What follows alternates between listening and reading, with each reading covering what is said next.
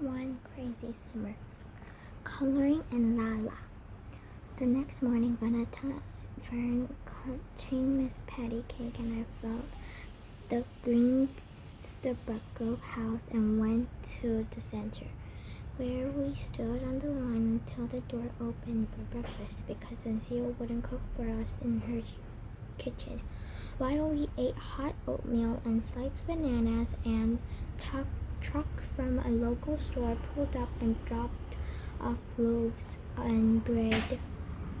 of bread and crates of orange juice. Within minutes, the smell of toast bread filled the center, and small cartons of orange juice were placed on our trays. The young white guy who delivered the bread and orange juice knew the Panthers. They stayed a while, and orange juice and chatted with them. I had my eyes on them the whole time, waiting for something to happen. I felt silly all once I realized all I was watching was talking and laughing. When Sister Pat came around with a breakfast of toast, I grabbed 2 pieces, one for me and one for Fern. Bonetta, who was buddying up to one of the 3 sisters, could get her own toast. It wasn't at all the way the television showed militants. That's what they call the Black Panthers, militants, who from the newspaper were angry fist wavers with their mouths wide open and their rifles ready for shooting. They never show anyone like Sister Macumbu or Sister Pat passing out toast and teaching in classrooms. I started to think this place is all right. I watched the white guy leave unharmed, laughing even. I couldn't wait to tell Big Ma all about it. Then I heard Crazy Kevin say, "That's the least outrageous dogs can do."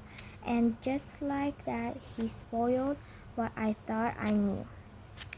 When we entered the classroom, we found the chairs and tables that had been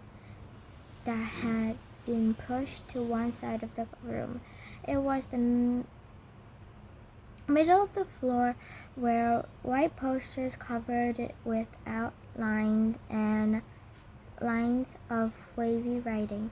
We stood on the edge of the room surrounding the posters, like we were on dry land and the posters were floating out to the sea. Sister Macumbu motioned us in. "Sisters and brothers, find a poster to color in. You can work alone or you can work with a partner." I looked out to the sea. The letters outlined the black marker said things like justice for all power to all of the people. Remember Bobby, free Huey. I seen Huey Newton on the evening news, wearing his black beret, using his big words. Big Mac called him the main trouble steerer because he was the leader of the Black Panther. The only famous Bobby I knew was Bobby Kennedy. Even though Bobby Kennedy had been killed, I didn't think the Black Panthers wanted us to remember Bobby Kennedy. They were talking about some other Bobby, the little Bobby. I wonder if he had been killed like Bobby Kennedy. Why else do would they want us to remember him if he's still alive? Sister Makumbu said, yesterday we learned revolution means change, and that we can all be revolutionaries. As she spoke, we stepped carefully between the posters, choosing one and then plopping down next to it. Sister Pat passed around the bucket of magic markers and crayons.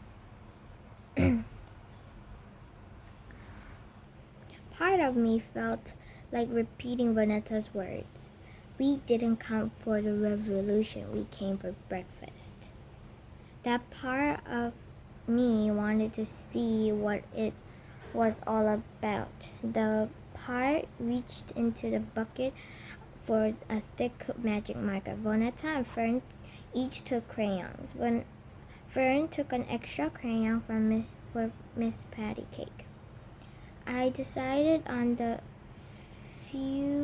free Huey poster since I didn't know who Lil Bobby was. Fern and I squatted down by our poster. Next to Fern sat Miss Patty Cake with her arms reaching out. I chose the right poster.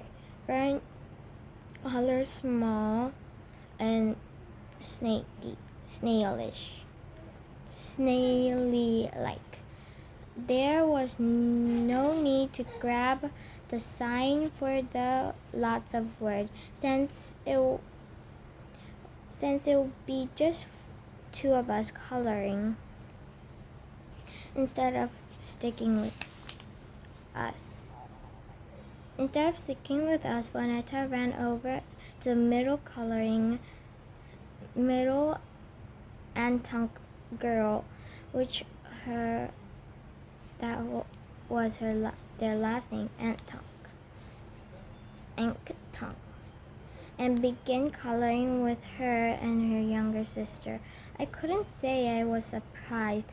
I hear the middle Antunk girl say, "What's wrong with you, your little sister?"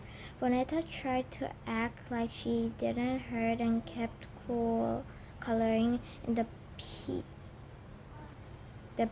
in power.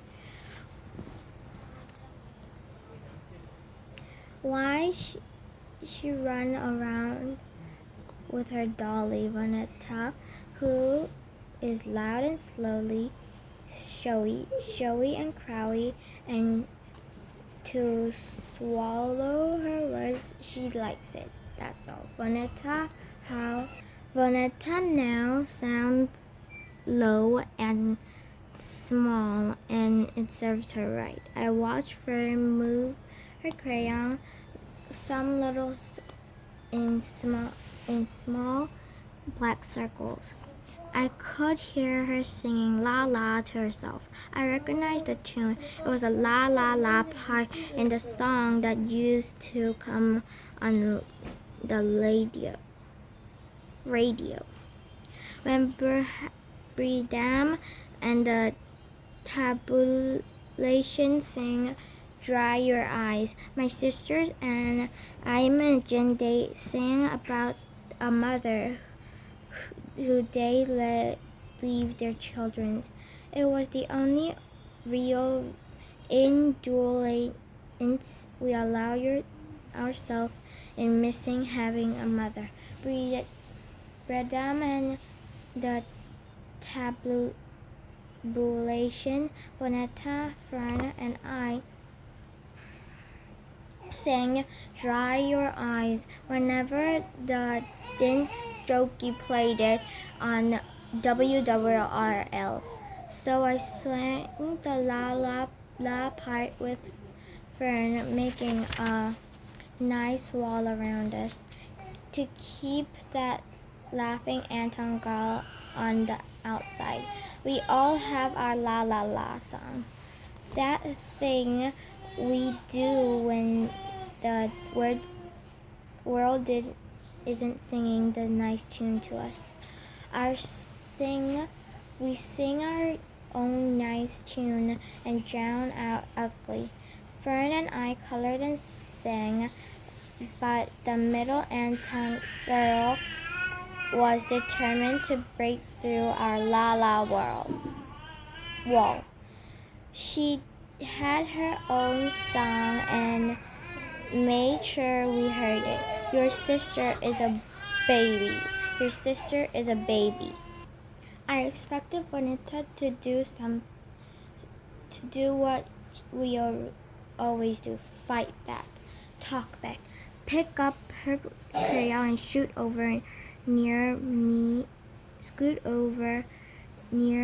Fern and me. Bonita sat in a small heap of herself, looking smaller and smaller, letting the Anton girls sing, Your sister is a baby, merrily, merrily, merrily. I stopped feeling in free her honey.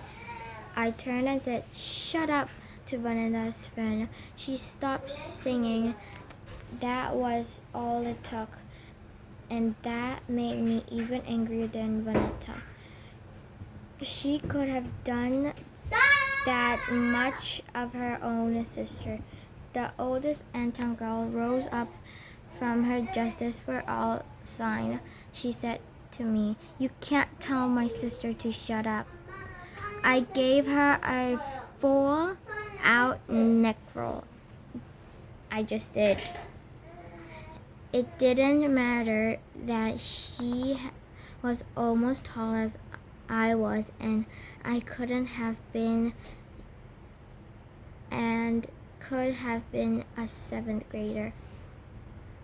It was too late to take anything back, even if I wanted to. Sister Mukumbu was right there and ended it before it grew into anything to stop. She reminded us we had greater cause to fight than fight with each other. Sister Ruin, Sister Dolphin, shake hands. We begrudgingly shook hands,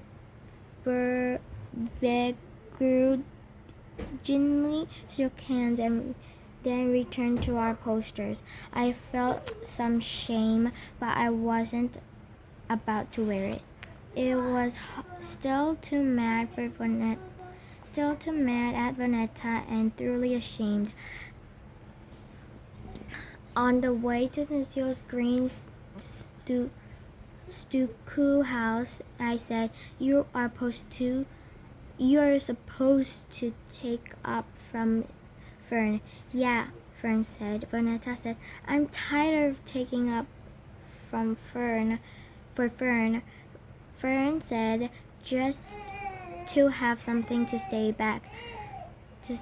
I'm tired of taking up for you. Bonita said, You don't take up for me. Do too. Do not. Too. Not. I do too. Like when? When you broke the little blue teacup, I could've told. Big deal, Bonita said, when she added the Anton girl words to let us know she sided with Big Deal Baby. Fern banged her fist at her sides and was set to leap on Bonita, but I grabbed her in mid-jump. Y'all just stop it. Fern was near tears mad. I'm gonna tell. Who you gonna tell, Cecile? She don't care about a blue teacup. Big Ma, Papa, they're miles and miles away, and we don't have enough dimes. Who you're gonna tell? I said, Shut up, Bonita. And she shut up. That was all it took. I planned for us to kill time playing in the park until Cecile would let us in the house. But playing in the park meant playing together. Bonita and Fern aren't ready to play together. I had to make my sister a part. So instead, we went to the library. Bonita read her books on one table, and Fern and I read Henry and Risby in the next table. When we got to Cecile, we put our things, including Miss Patty Cake, away in our room. I asked Cecile for some money for dinner, and Fern and I went to pick up Chop and Chop Suey from Minx. Vonetta didn't want to go, she said, and that was fine with Fern and me. We came back from Mean Lady Ming, who wasn't really so mean, but we've gotten used to calling her that. I kept the 2 dimes from the change saved up for our phone call. I was sure we needed at least $1 in change. Cecile wouldn't miss 2 dimes. If she asked for them, I'll give them up to her. Although I didn't think she asked. We spread out the tablecloth on the floor and loaded up our plates. I said the blessing and we ate. Vonetta suddenly became chatty Cathy and all throughout dinner. I figured she had enough being apart from Fern and me and was now glad we are all together. But it was too much chatty Cathy for Cecile, who told Vonetta to stop disturbing the silence and that quiet was a good thing. To that, Vonetta started humming the song and the radio goes, "Silence is golden," but my eyes still see Cecile. Cecile couldn't figure out how Vonetta was hers. Before Cecile did something crazy, I gave Vonetta the look and she stopped humming. After dinner, we had hid it to our room while Cecile put everything away. For once, I didn't care, but she wouldn't let us in the kitchen, where her papers hung like wings, and I didn't mind not having to dishwash or mop the kitchen floor. This was the order that we entered the room. Fern first, me next, and Vonetta last. I should have known something was amiss by the way Vonetta lagged behind. Fern and I soon learned why. Chatty Cathy hadn't missed up company of her sisters. Chatty Cathy had been up the dirty tricks that black magic had on the floor, the same kind of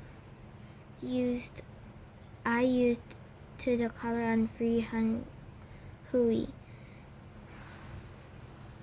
Vonetta had gone over Miss Patty Cake with a black magic marker, leaving pink lips and pink rude circles peeking out on the lone once of white face. To tell the truth, Miss Patty Cake was never a white as a day Fern got her. After enough beating, dragging around the love up, Miss Patty Cake was off-white and light-skinned.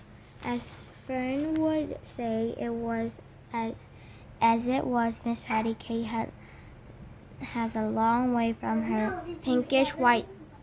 Fern screamed louder than she screamed on the Coney Island Ferris wheel, louder and longer than she screamed when the dentist stuck her with the Novocaine needle. Fern's fist never made it to a ball. She screamed and threw her body into Vonetta like a missile flying into outer space. Vanetta and Fern fought all the time, but not like this. Cecile burst into the room and pulled them apart. That was the first time she touched either one of them. She turned to me. Why did you leave them fighting like this? I didn't say anything. I just wanted her to come in here and act like a mother, like a real one. Answer me, Dolphin. I raised up my shoulders and set them back down. That was my answer. And you, Vanetta, why did you call this? She held up the blue scald grandbaby to Vanetta's face. No wonder you couldn't stop lip flapping. To Fern, she said, You're too big for this anyway. But Cecile still didn't offer Fern a hug. She didn't bend down and wipe Fern's tears. She didn't call Fern by her name.